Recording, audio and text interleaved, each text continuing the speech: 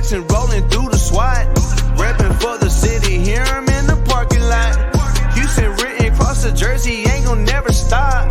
Just fans got me tuning in, waiting for the drop. Astros, Texas, Rockets, Dynamo, they coming with it. When they pull up, got the city sitting on a fitted. Straight up A-Leaf, hold it down, ain't gon' never quit it. Just fans got me tuning in, let my dogs get it. Southwest A-Leaf, Texas, throw down here and it's so infectious. We ride for the Houston Astros, Rockets, Dynamo, and them Texans. What's going on, everybody? It's Carlos, your host of the Just Fans podcast, and I'm joined here with my normal co-host who shows up even though he's uninvited most of the time. Rios, how's it going, bud? I'm just here so I don't get fined. There you go. He's just here so he doesn't get fined. He knows the drill. And today we got a special guest co-host. Unfortunately, he's one of our guys that unfortunately we haven't seen him in a while. We got the one and only Alan Perales from the Let's Talk Sports Network. How's it going, Alan? Hey, what's up, y'all? Having a great day. Love that intro, by the way. I don't think I've ever seen that, so y'all did an awesome job with that. You don't watch our show? Is that what you're asking? Is that what you're saying? You don't watch our show? Oh, I watch it. I just haven't seen the intro in a while. It's January, Alan. Hey, y'all are doing an awesome job, though. Y'all are doing an awesome job. Thanks for joining us on this. We're gonna try doing some more whenever we have NFL draft prospects on, like today, like today. We're gonna have some guest co-hosts also just to mix it up a little bit. But today we got the one and only Clay Fields, NFL draft prospect from Chattanooga. Clay, how's it going, man? Good. Thank you guys for having me on the show. No problem, man. So right now, you got a couple of pro days coming on. Tell us what's going on through your mind. What's going on in Clay Fields' mind as he approaches those pro days? A little bit of pressure, honestly, because you don't really think about it till it's time. And now, like, all the years of me playing football has finally come to this moment. And now I'm just really just taking it all in and just taking it one step at a time. There you go. So when is y'all's pro day? Chattanooga is on March 28th. It's actually a little I want to say all day type of thing, but we start in the morning and we're probably gonna end like mid-afternoonish. All right, Alan, you got any questions, bud? I was going to say, were you a part of the NFL Combine at all? Or, I know some people don't get the invite. I know one particular, because I'm an OU fan, one guy that I know particular didn't get an invite. I didn't know if you did or if you were a part of that group at all. Unfortunately, no, I wasn't invited, but it's okay. I can still show scouts the same thing I was going to do at my pro day. Mm-hmm. There you go. So I feel like guys show more at their own pro day than they do at the combine. They're it's a much better environment for them, and they're able to showcase a little bit more of what they have. Yeah, definitely, because there's actually a lot of pressure there. You got scouts, other top players in the country, so a lot of people get nervous and things like that. Mm-hmm. So more people feel comfortable at their own field, their own weight room, things like that. Mm-hmm. There you go. So with this being, with the pro days coming along, what would you say is, how do you call it? What would you say you would feel like being in the next 5 to 10 years? Where do you see yourself? Just honestly, just being in the league as long as possible, whether that's being a special teams guy or being that guy on defense or just even being a role player. As long as I'm on the team and I'm going to give them everything I can and just really as I said, just do the best I can, stay in the league as long as possible. There you So go. speaking about your pro day, so I guess like do they give you guys like the schedule, like what the different drills are? Like kind of walk us through that a little bit. Like what's like the process for your pro day coming up?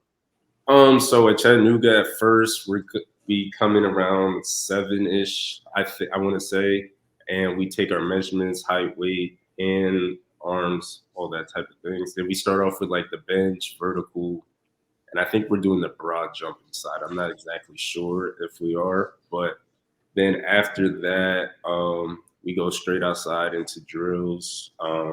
We do the 40, 3-cone, shuttle drills. Then after we do position work, then most likely stay after with like any scouts that want to talk to us or have us doing any other like private workouts or anything like that. All right. So you mentioned you had a second pro day as well. Do you know when that's taking place yet? That's gonna be on March 26th. I'll be attending University of Tennessee Knoxville's. There, I haven't worked out all the details yet, but I'm most likely going to be running the 40 and both the cone drills, and I might do the bench and vertical there as well. All right. So let me ask you this. I know that, since you're during your time in college and probably even now, like how do you manage like all these responsibilities that you have coming up with your pro days, and then how do you handle outside life as well as your, as this is happening along?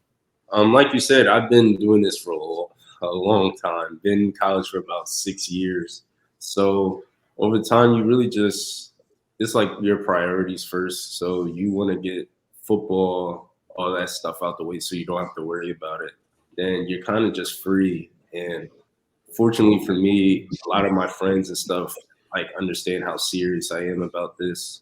So I really just have to tell them they gotta wait and make sure and trying to like fit them in between class and just my free time in general in terms of like recovery, little extra training I do on the side, stuff like that.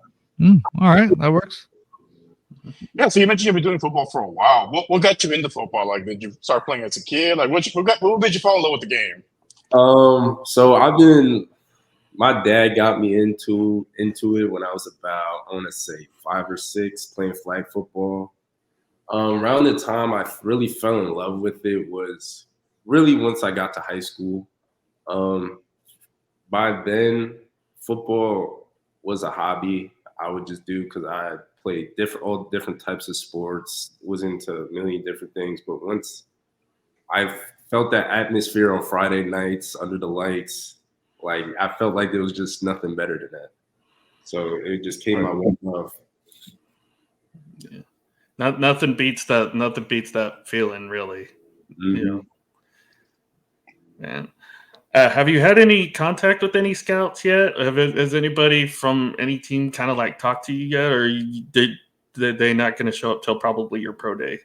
I talked to a couple teams. I played in, well, I guess you wouldn't call it a bowl game, but the CGS showcase down in Fort Worth. Nice. And I also played in the FCS Bowl. I talked to a couple scouts there. I talked to the Packers, the Jets, the Ravens, the Jags. Then while I was down in Fort Worth, I talked to the Dolphins and the Texans. Nice. Nice. Hey, man, there's only one correct team right here. There you go. Hey, man, I got to tell you, after, speaking from the Texans, we recently had Kareem Jackson, former safety, been in the league for 14 years, about 14 years, right, Rios? 14 years. And we had him on, and we were talking about, the leadership that newly hired coach last season, D'Amico Ryans, has brought to the team. And, every Texans fan that follows us knows, the debacle and the culture change that was before, and then what D'Amico brought after. So everybody that we talk about that has either worked with D'Amico Ryans or has been there with him, has always told us all the positive things about D'Amico, that he works with his players, he talks to his players well, and he's just he makes you better. So my question to you, what do you look for in a head coach, whether it's in the pros or whether it's in in your past experiences? For me personally, I like a very, I guess you would say, a stern coach that really gives out their respect. Like, in terms of, you just don't get respect off the back, you have to earn it. And I feel like a lot of people nowadays kind of forget that because they feel like they're too good for everybody. And along with that they have trust in their players, because also sometimes you see games, practices that someone messes up and you pull them out the game. And in my opinion, sometimes you gotta let a player know that you're there behind them, and that's gonna pick them up ultimately in the long run. Because when it is those crunch time moments and you need those big plays, those guys gonna understand that you're behind them 100%. Nice. So yeah, well said, man.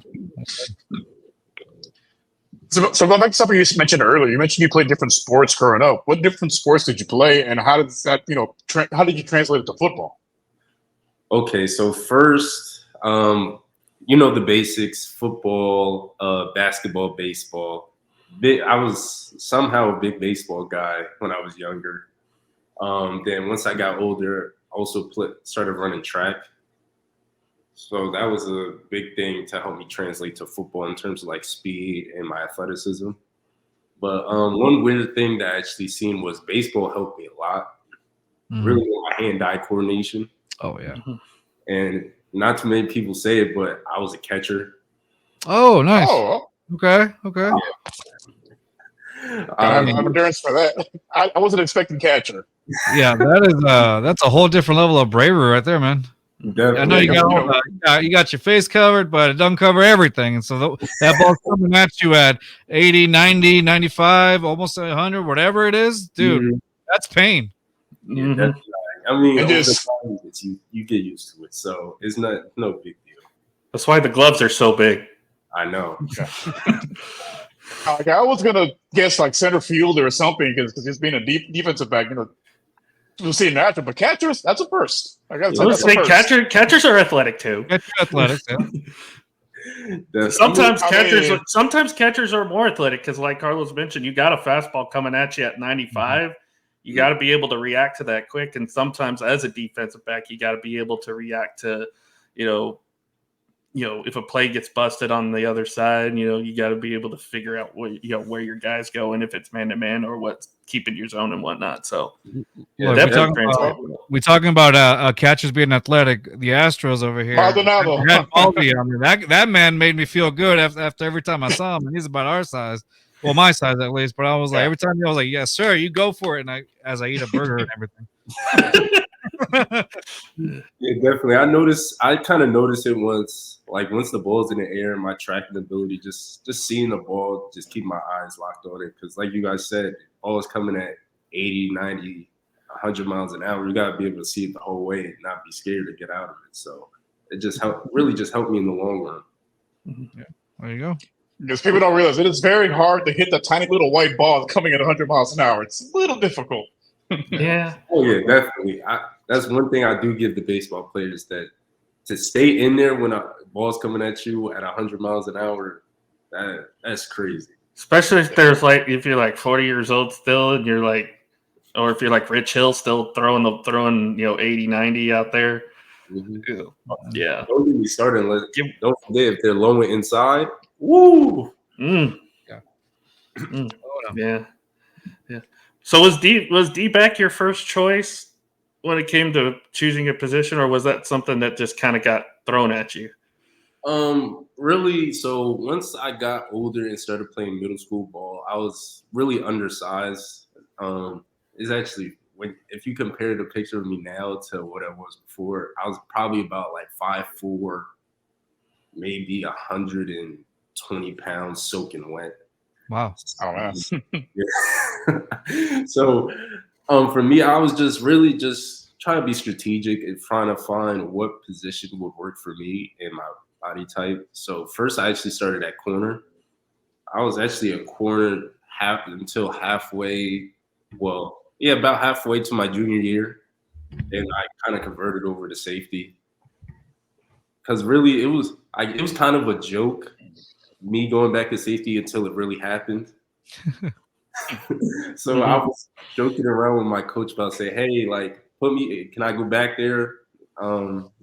Just messing around. Then that messing around turned into me getting a couple reps on the second team. Then until it actually happened in the game, I was really nervous. Then I made my first play at safety. I had a really huge hit, and it kind of stuck with me. Because it was one of those run broke, running back in safety. Right. There is no juking. Whoever we're gonna see who's a man today. So Yeah, I'm gonna follow Alan's question here. So we had again going back to Kareem Jackson on, and he was one of those guys that went from corner to safety, but at the pro level, like towards the end of his first stint in his Texans career, he had also transitioned over from corner to safety. He told us that it wasn't that difficult for him because he's a natural hitter anyway. But he also said the terminology was a little different though. So for you, what was your experience switching over from corner to safety? Was it a difficult transition, or did you feel like, hey, I kind of maybe like this position a little more than I did corner? I guess when I made my transition during from like in high school, the terminology wasn't too difficult. It was just I would have to get used to being more relaxed position. Because at corner, you're pressed a lot of the time, and it's a lot of stuff happens now. While at safety, you gotta let stuff kind of develop, and you gotta like more read and understand like what's going on. So for me, it was more of a natural thing because kind of like my play style, how I actually learned to play corner was to understand reading routes, concepts, and stuff like that. So it kind of was more natural changeover for me, so it wasn't too difficult. Okay, all right. Yeah, I totally understand that. Back in the day, I'd started out being a left tackle, and me being right-handed, it's kind of hard to kind of adjust to that a little bit. But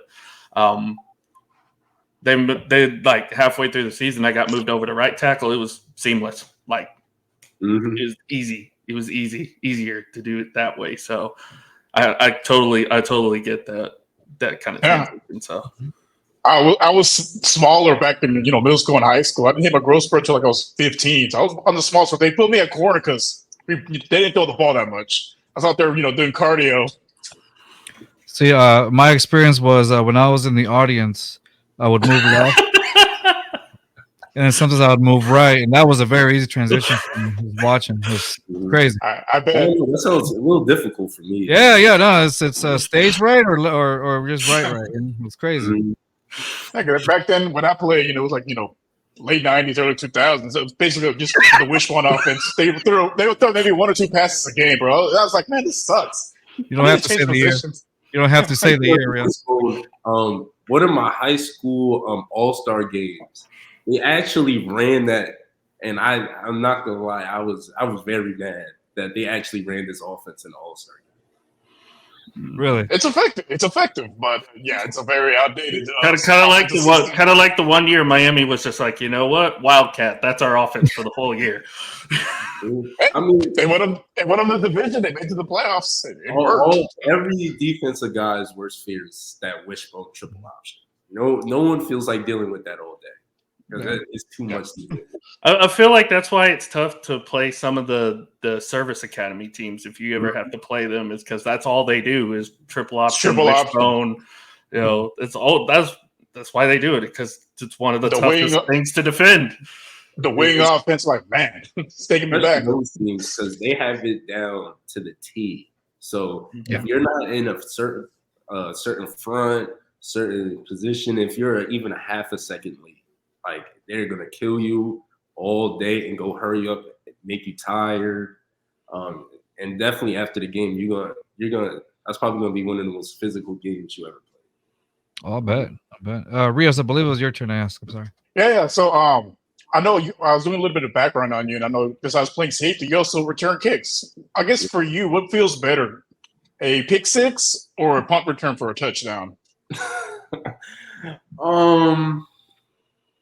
For me, I think I like the pick six more because I feel like, yes, special teams do change games. I 100% believe that. But I feel like a pick six just takes the hope out of the team because all the momentum you built up on offense, it sets you right back down the square one.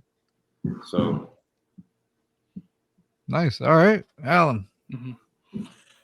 Have you played on offense before? Is that something where did you use you maybe like as a jack of all trades kind of player, if that were the case? Definitely. Back in high school, I actually played both ways. I actually was an all-conference receiver. Oh, nice. Okay. So, and once I did get to college, it was definitely different because I'm used to not coming off the field, and even just only playing defense, just playing defense alone, like I had to get used to it because it just felt like I couldn't make that big of an impact. So like Rios brought up before, that's why another reason I wanted to start returning kicks and punts and stuff like that, just because it just gives me an extra chance just to have the ball in my hands. There you go. So would you, if you like, let's say once you make it to the league, right? Who is there a certain quarterback you'd like to pick off? That you'd be like, oh, I'm keeping that ball for sure, putting it in a trophy case. So as I told you guys earlier, I'm a Cowboys fan. I need to get Jalen Hurts. Okay. I knew it. Because originally I'm from New Jersey, so a lot of those guys out there are all Philly fans. So, they gave it to you because you were a Cowboys fan. And if I ever get Jalen, or when I do get Jalen, yeah. Like I'm going, as soon as I get home, the first thing I'm going to everybody's house and showing them the ball. Remember when you used to make fun? Boom, right there. Boom, Jalen. Boom, Jalen. Boom, Jalen. Yeah, because they used to lay into me because I was a Cowboys fan. So I'm just waiting to get my chance to get them back. So there you go. As you should. I was gonna say I do have a soft spot for Jalen because of course, he did go to Oklahoma for the 1 year, but again, I agree with you. Pick him off, please. Do it. And we have a soft spot for Jalen because H-Town, baby, he's from Houston. So we got in a way we all have a soft spot for Jalen. But yeah, I mean, one of the most mild mannered guys too. Yeah. Like cool guy, I bet. Rios, I think it's you, right? Yeah. So I guess growing up, was there a certain player that you try to emulate your game after? Okay, so my father taught me the game, taught me how to play defense. So he was into those early 2000s, 90s players. So that's another reason why if you see my play style, like me at first, I was more of a Brian Dawkins. Wolverine. So, because the way, like I said, that's the way my father taught me, we want to find out how bad you want to play.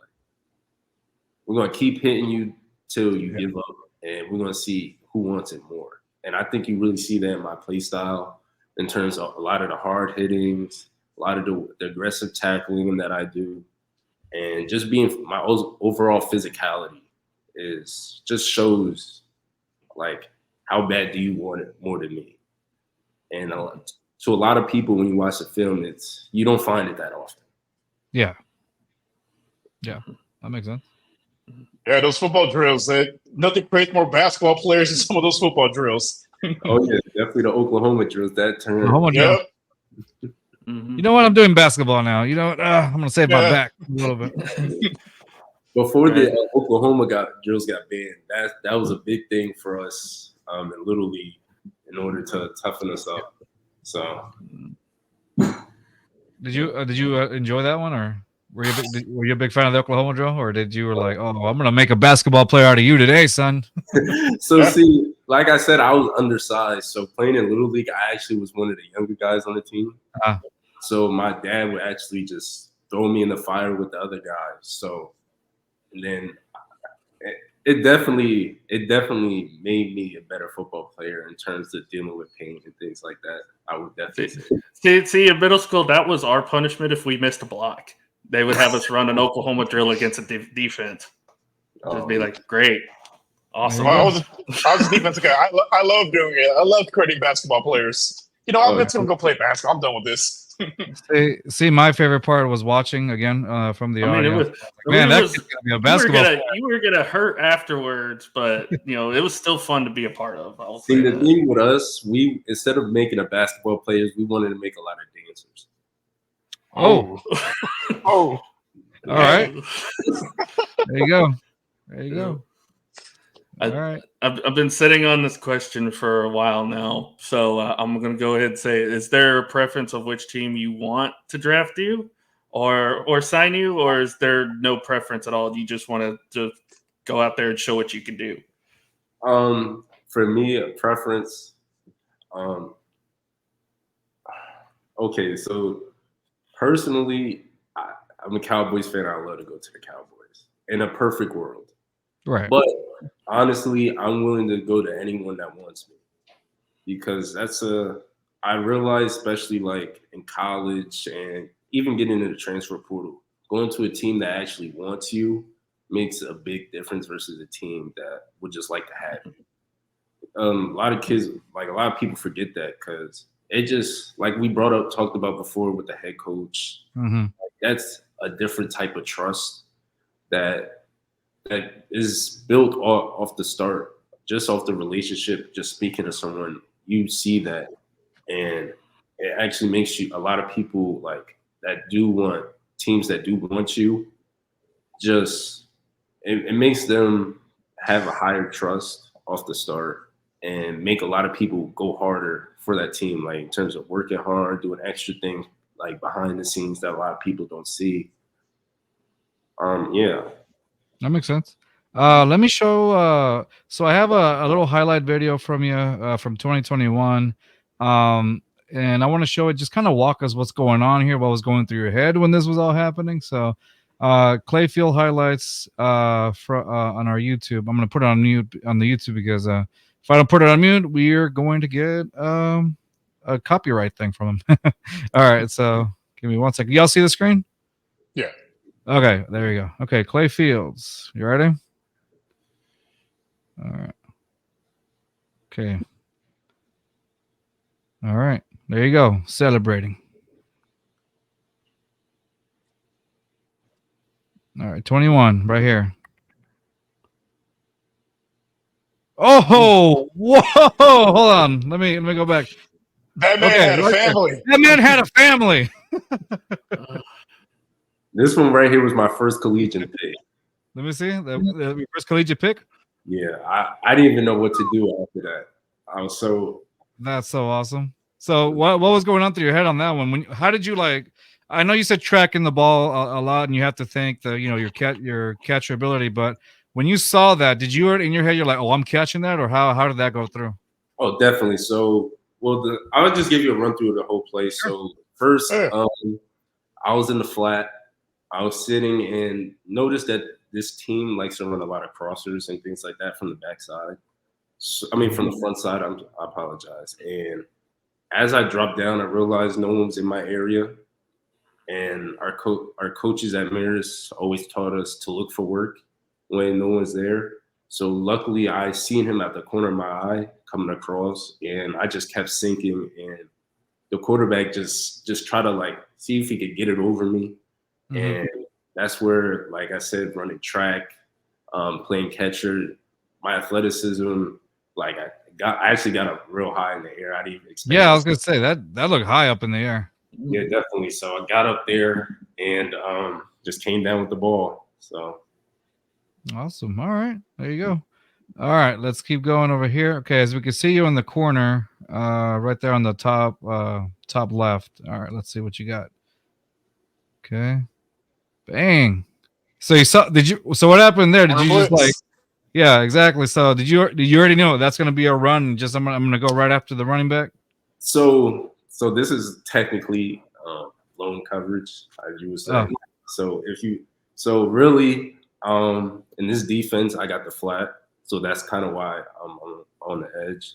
And if you've seen number 92 kind of tap his butt a little bit, we kind of made a call where he takes that. Oh, I see it. I see it right there. Yeah, because we had a tight end on that side. And yeah.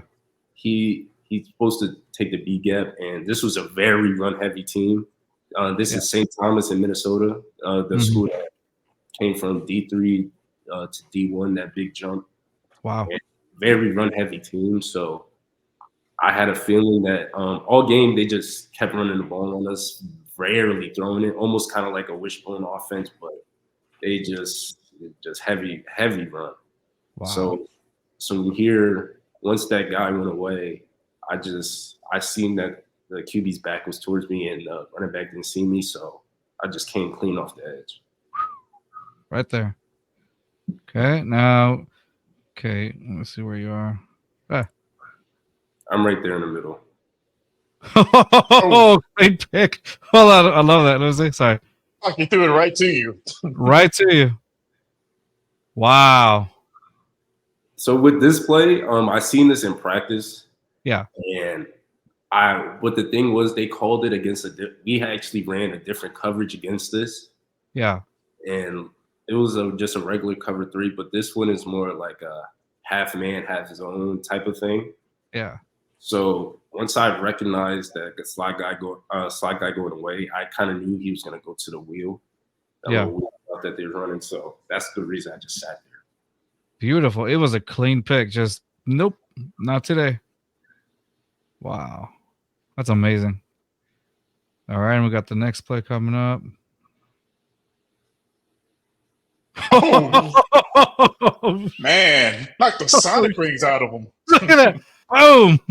Sorry. Now, I was going to say, you mentioned Brian Dawkins earlier. I'm definitely getting a little bit of Weapon X vibes from that. Right there.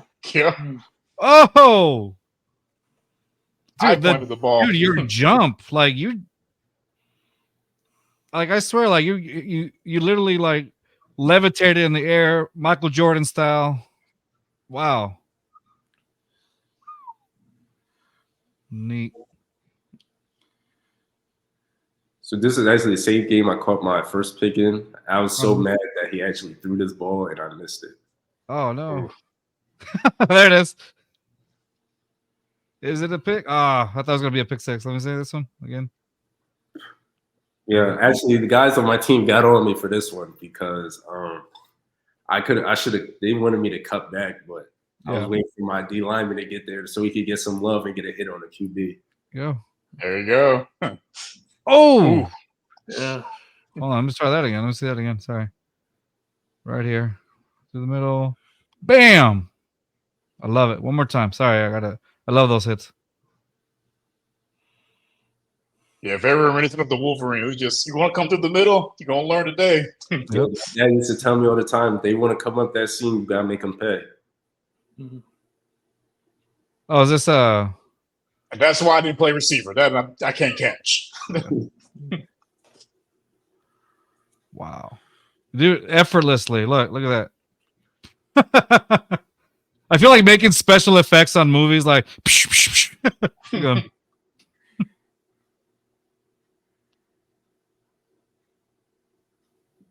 wow. It's like you're on it like immediately. It's on site. And not today. Ooh.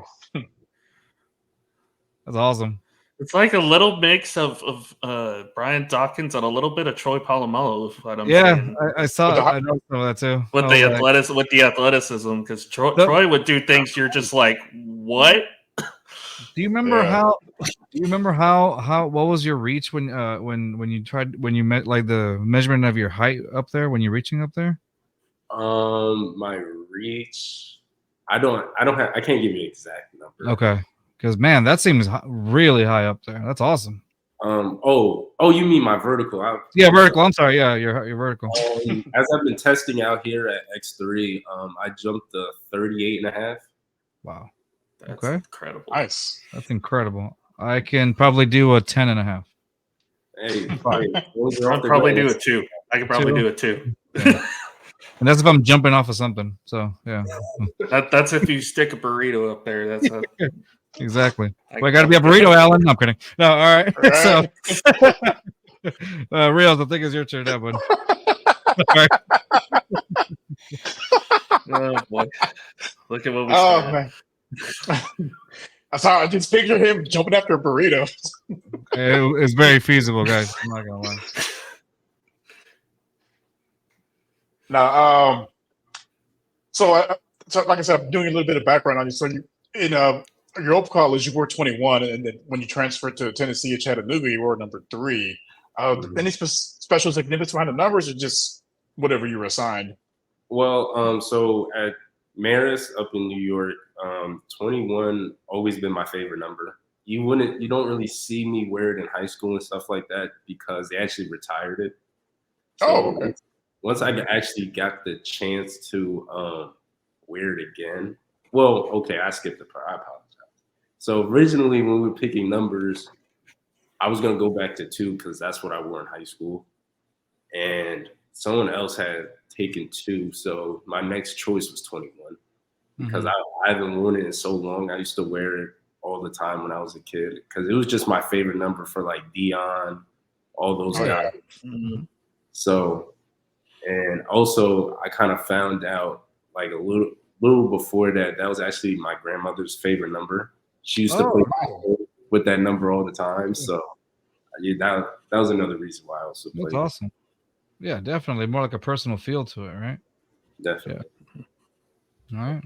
Oh, So, did you ever have to change your play style at all, like going from high school to college? Because I know with the rules that they've added in certain divisions and leagues, and I know with the NFL the way it is now, with some of the rule changes and whatnot. Have you ever had to? Was it a tough time kind of adjusting to that, or was it seamless?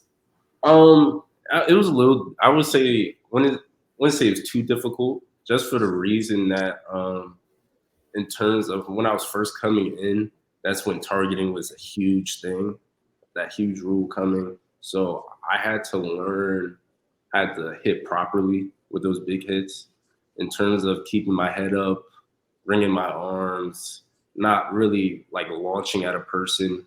So it was just a little technique stuff that I would have to work on that my coaches actually like helped me with and stuff like that. But yeah, just little technique stuff like not picking someone up off the ground because I guess that was kind of the thing I got into down at Chattanooga where almost like a suplex, but I had to learn that you gotta go straight down. You gotta go stunner. no airtime. We just go straight down, and yeah. So it was just little technique stuff that I was working on with my coaches. It's not that they didn't like the physicality. It's just you have to do it correctly. Right. That makes sense. All right, so this will be like our last round of questioning, personal questions, and then we're gonna head into the trivia game. All right, NFL trivia. So, my last question for you is gonna be, since you're approaching your pro day, what does a regular daily routine is looking for you as you approach pro day? It's actually it's nothing too insane, honestly. As I know some people out there try to make it more difficult than it really has to be.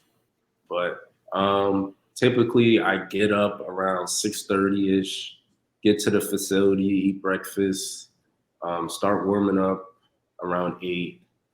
We're normally not done until, let's say, 11:30, 12-ish, whether that's doing sprinting, position drills, lifting, all that mixed together depending on the day. Then after that, I normally do a little bit of recovery, so things like that. Probably leave the facility around, let's say, 2, 3 o'clock, and just kind of relaxing for the rest of the day, honestly. Okay, makes sense. Okay, so you're originally from Jersey. I guess was it a huge transition going from Jersey to Tennessee? Because I know it's a big culture change as far as like foods and just like the weather and all that. Definitely a big change, but I actually kind of like it. And my parents are actually scared that I might stay down here. So it wasn't too crazy. It's definitely a lot slower pace than up north. Everything's a lot closer in Jersey than it is down here. I had to get used to driving 15, 20 minutes to go everywhere. But really it wasn't too bad of a transition, honestly, because I know Chattanooga is kind of more of a up and coming city, and that kind of made it a little easier for me to just get used to. And I want to say it's like New York City, but it's pretty. It's definitely on its way there in terms of like being fast. There you go. Any particular stadium you're excited to potentially go play in? Oh, definitely Dallas. AT&T Stadium, 100%. Oh, nice Just kidding. be looking at the spending half the time just looking at that giant screen. It's Oh, like, definitely. I that's seen gonna it. that's gonna give you carpal tunnel in your neck bad. Just like Oh yeah, definitely. Because I think one year it was on one of the punts that someone actually almost hit it. So Oh yeah. I really want to see how high that scoreboard really is. Well, Yeah, me and yeah. Carlos have been there. We've been there once, and I will admit it's a very nice stadium. I was kind of blown away how big it was. I was like, man, this is Yeah, it's huge. It's a huge stadium. I've been to that stadium probably, I want to say about 4 times, and usually they've been with Texans versus Cowboys games. And one year, my cousin lives over there in that area, and so he's a big Cowboys fan. I think we went first time we went. The Texans didn't play the Cowboys because they play once every 4 years, but I think he wanted to see, like, I think I went to go watch a Cowboys versus Giants game, and that was pretty fun.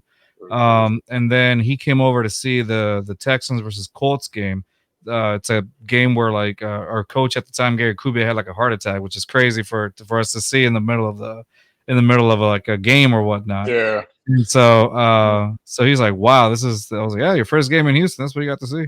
But nonetheless, that stadium is huge. I will say that I will say that is one of the bigger stadiums I've seen, and it's a good atmosphere. Rios went in for the first time with us 2 seasons ago now to watch the Texans Cowboys game, and are y'all going this year?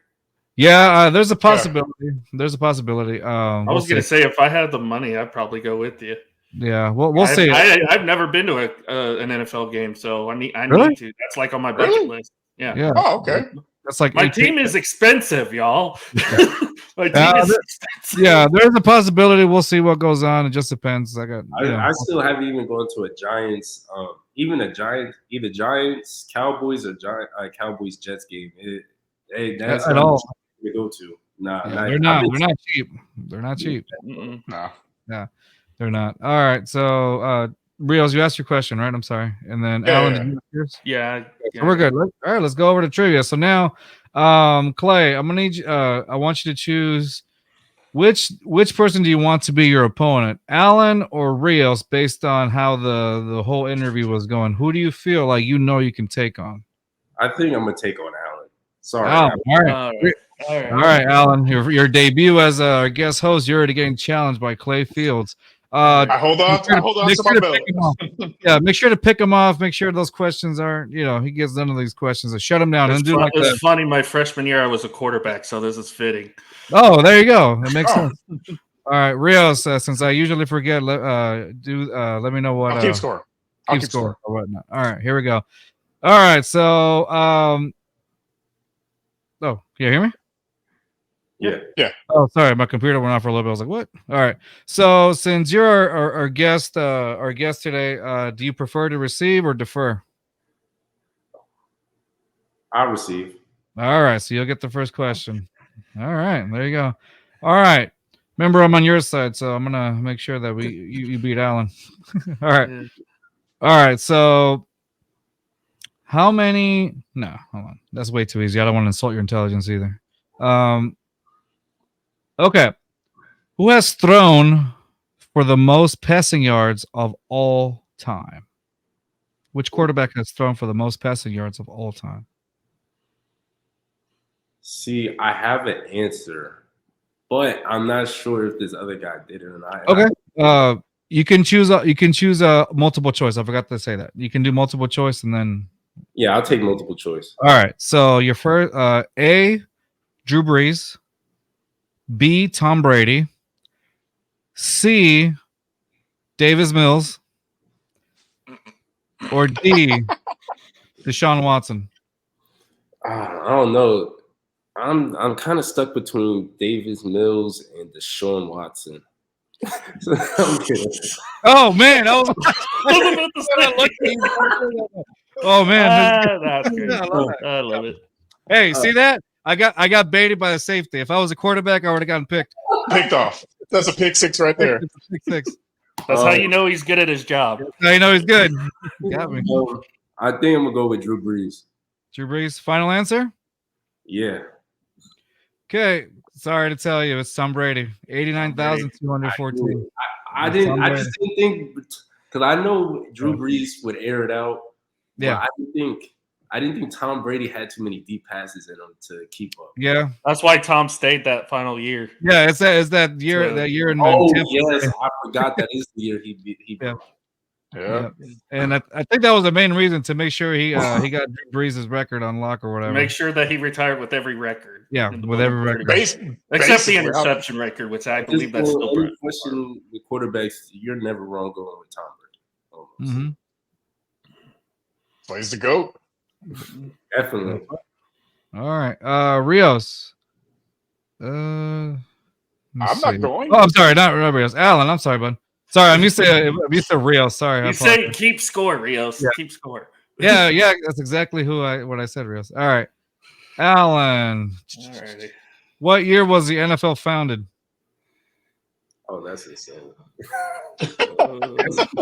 The year Rios was born. God, I was gonna say, is that one of the multiple choice answers? It's the year Rios was born. No, you don't get multiple choice. I want you to lose. We'll do multiple choice, Alan. Yeah, even still, the multiple choice not gonna help. Oh yeah, I'm gonna make sure that. You want multiple choice, Alan? Go ahead. A, 1912. B, 1969. C, 1920.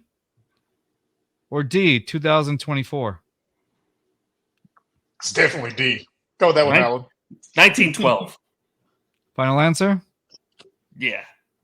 No, sir. 1920. I had the feeling it was one of those two. Yeah. I have to give you like two that are definitely right and two that are obviously wrong. So all right. So well, I mean, if you ask 1-0.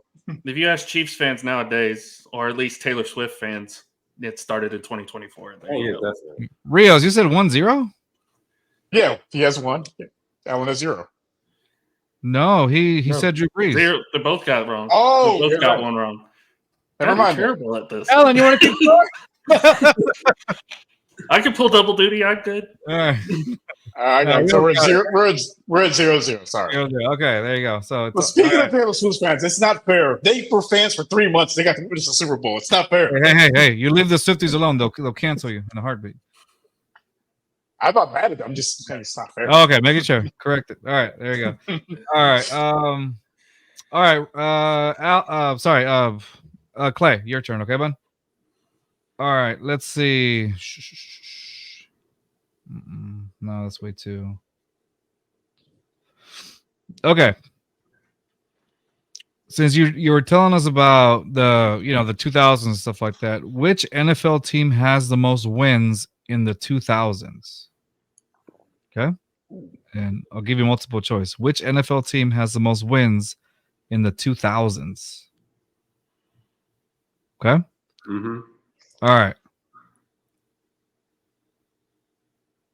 The Saints, the Cowboys, the Colts, or the Patriots? I want to say the Patriots. Final answer? Yeah. It's the Colts. Oh, really? I didn't think. Damn. Because the only thing was, I didn't think. Oh, Peyton was the. Makes sense. They won a lot of regular season games. Yep. Yeah. Regular season games. Yeah. I don't think it means championships, but it just means like most wins. I would have the first couple of years that Bill was in New England, they had losing records too. Yeah. So. I would have missed Patriots. Yeah. Mm-hmm. Okay. That's what I thought too, honestly. But Alan, your turn. Ready? Yeah. Who was the first African American quarterback to start in a Super Bowl? I just seen this. I know this one. Doug Williams. Final answer? Yes. You got it. Doug Williams. Mm-hmm.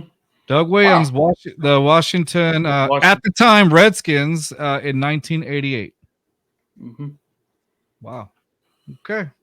All right. So 1-0. 1-0. Okay. First one to get 3, so this will keep Yeah, going. yeah. He had what 4 touchdowns in the second quarter of that game too. See, it doesn't say all that, but sure. Like, see, it doesn't say all that. But yeah, Phenomenal that game. There you go. All right, Clay. All right. How many NFL teams are located in California? What was it? The Chargers and Rams. 3. Final answer? Hold on, give me 1 second. I got to double check. Yeah. Go for it. Go for it. Take it down. Both LAs. Yeah, 3. Okay, you got it correct. 3 teams. Yep, 3 teams. Rams, Chargers, and the 49ers. All right. So where are we at now, Rios? 1-1. 1-1. Okay. Next question. Alan, how many different states have an NFL team?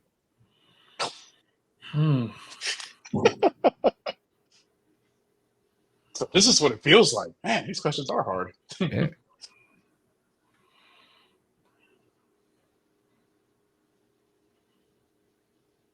Would you like multiple choice? Go ahead. Sure. A, 10. B, 23. C, 15. D, 24.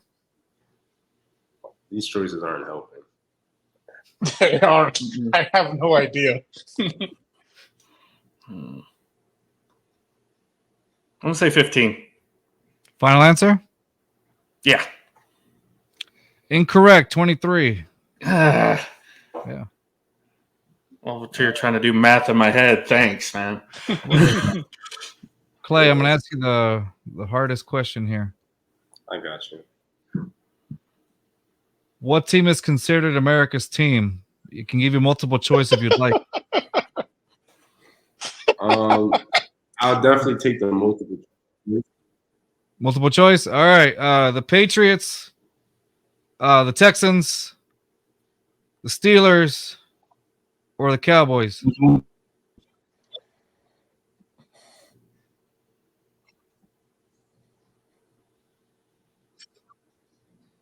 Hello? Oh wow, there's a lot of great choices here. Yeah. This is a very close one. Very. I'll definitely have to go with the Cowboys. Cowboys. Final answer?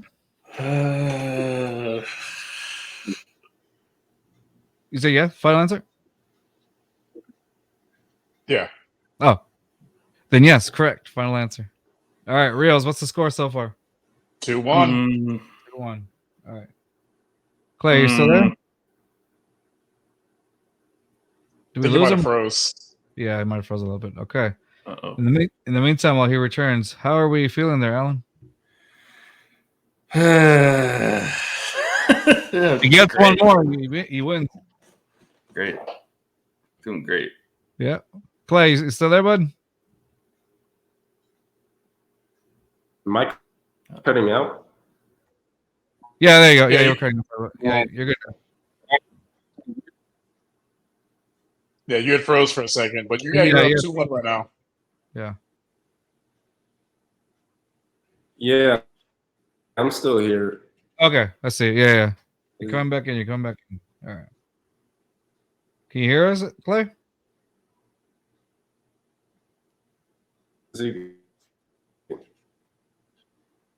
Alan, are you okay? Or are you frozen too? No, I'm good. I'm good. Yeah. Unless I'm. No, you're good. You're good. Okay. Clay, how are you feeling, bud? You good? Gotta love technology. I know, right? All right, Clay. Try exiting and then come back by clicking on that link if you can hear me.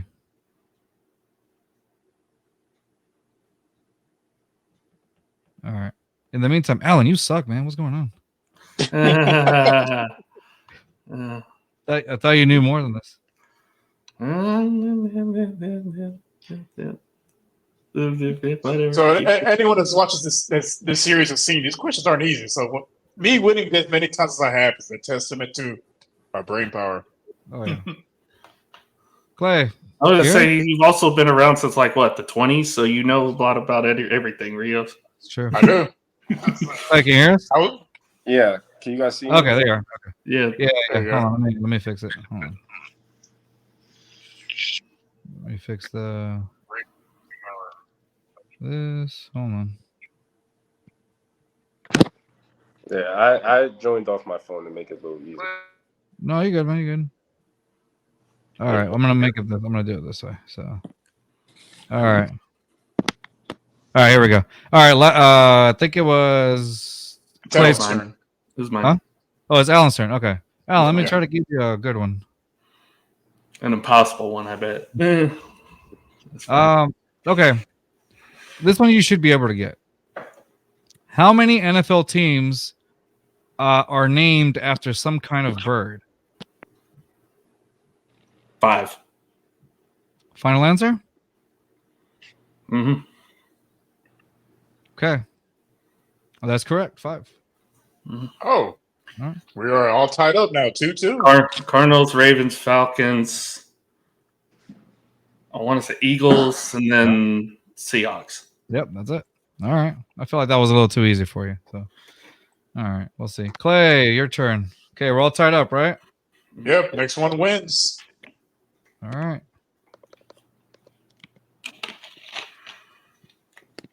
All right, here we go. Let's go with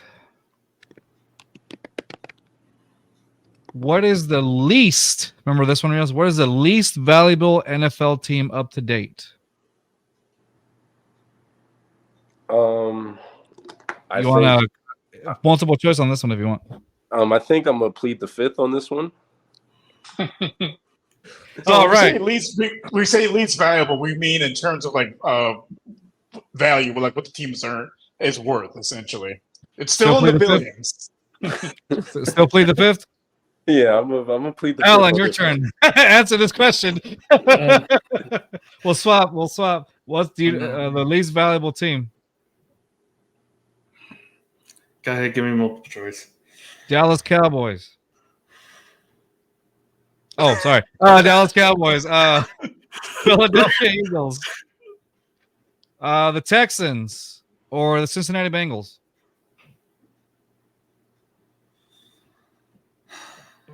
But by the way, great answer to that question. I plead the fifth. That's right. You do play the fifth. Plead the fifth on that one.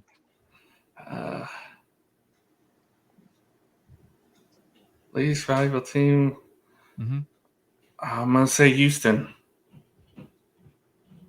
Final answer? Yep. Wrong, fam. You're Houston is incorrect, actually sir. in the top 6, by the way. Just give you a heads up. It's actually the Cincinnati Bengals. That was my second choice. Yeah, it was Cincinnati, actually. That doesn't surprise me, honestly. Yeah. Clay, for the win. Just a measly $3 billion. That's all. Yeah. Most valuable is it is a Cowboys at 7.6. Just a heads up. All right, Clay, if you get this one, you're shooing. Okay, you ready? Yes, sir. Who are the only brothers to both win Super Bowl MVP? Who are the only two brothers to win both Super Bowl MVPs? I can give you multiple choice if you like. Definitely. Stephon Diggs and what's the other one? Trayvon Diggs. Trayvon Diggs. The Diggs brothers. Eli and Peyton Manning. The Bosa brothers, or the Watt brothers. The Mannings. Final answer? Yes, sir. See, multiple choice does work. That's right. You got it correct. Clay for the win. Good job, Clay. Winner, winner, chicken dinner. There you go. You suck. You suck. Terrible. because of that, here you go. Anyway, you're off the. No, no, that's cool. Hey, Clay. I'm not Sam. You can't do that to me. Yeah, right. Clay, since you're our winner, we're gonna highlight you. Say something as a victory. Not you. Wait, hold on. I have no idea how to do this. Never mind. What do you got to say, Clay? Well, I just want to say I appreciate you guys for having me on the show. I had a wonderful time, and if you guys ever want me to come back, I'll happily come. Just let me know. Oh, for sure, man. Oh, definitely. Yeah, definitely. We'd love to have you back on. Especially after your pro day. Let us know exactly how it went down. And we'll hit you up, and then again, come back and hang out with us. And if you're ever in Houston, let us know, and we'll see where we can go or something like that. All right, man. Definitely. Yeah. All right. So you can have the best barbecue in the world, Texas barbecue. There you go. Undefeated. I don't know. There's a big debate. Memphis doing something out there. See, Clay, we've heard, but they're wrong. Yeah, they can say that. I mean, I can say I can fly too, but that doesn't make it true. So, I mean, everybody says a lot of things, but no. But nonetheless, hey guys, thank you, Clay, for joining us. Please follow Clay on his Instagram account at clay.2p as he goes through his journey to get to the next level. Again, follow him up at clay.2p. And we also want to thank our buddy Alan Perales for joining us and being our guest co-host here at A Perales 30 on his X account or Twitter, whatever Elon Musk is calling it this week. Forever Twitter, sir. Forever Twitter. So please follow those guys up, man. They're great. Also, a big shout out to our friends at Full Steam Ahead for awesome Astros content. Please follow them up. And of course, as Rios and I and our other co-host Poppy, we're going to be joining our Esquina soon. That's going to be a lot of fun. So, we'll keep doing some more things there. But nonetheless, again, thank you to Clay. Don't go just yet, Clay. I'm going to end the show. And that's going to be it. Anything else you'd like to say, Clay? Anything you'd like to promote or anything like that? Nothing really. Just like I said, I appreciate you guys for having me here. No problem, man. I appreciate you for hanging out with us. But don't go just yet. Let me end it. That's going to be it, guys. Check us out next time. Appreciate y'all. Peace. Southwest A-League, Texas, throw down here and it's so infectious. We ride for the Houston Astros, Rockets, Dynamo, and them Texans. If you ain't never been down here, well, rule number one, you gon' respect us. Just fans in my speakers, new one drop, they bout to bless us. I might right through the SWAT, playing just fans right through your spot. Look, and I don't know what you thought, but right here, dog, we gon' rep the squad. Got HU, I might fit it, then on my jersey, you gon' know where I'm from. This Houston, Texas.